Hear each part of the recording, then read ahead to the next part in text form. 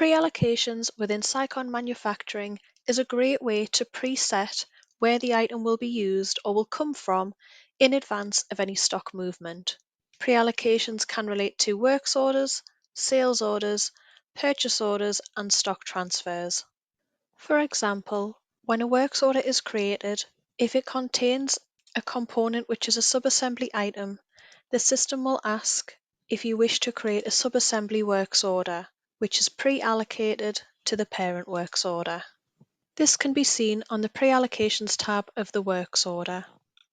Within a subassembly works order, on the Pre-allocations tab, you can see that this finished item is linked to works order 287. Within this tab, you can manually add pre-allocations to component lines or amend a pre-allocation from the buttons at the bottom of the form. In this example, I will pre-allocate the components required to a live purchase order. The purchase order has 10 units on order and 1 unit is required within this build, though we do have the ability to pre-allocate a greater quantity if needed.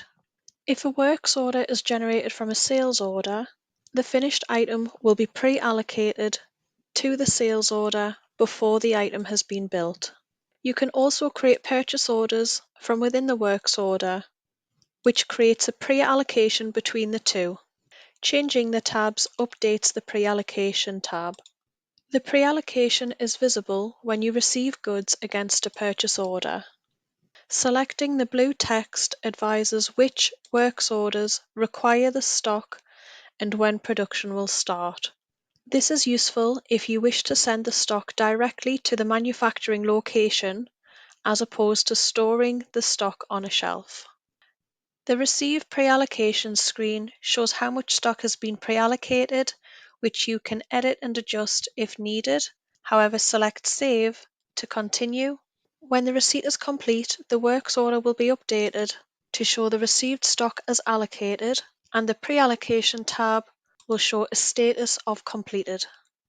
This is a great way to reserve stock before you make or receive any items and ensure stock is located correctly upon receipt of goods.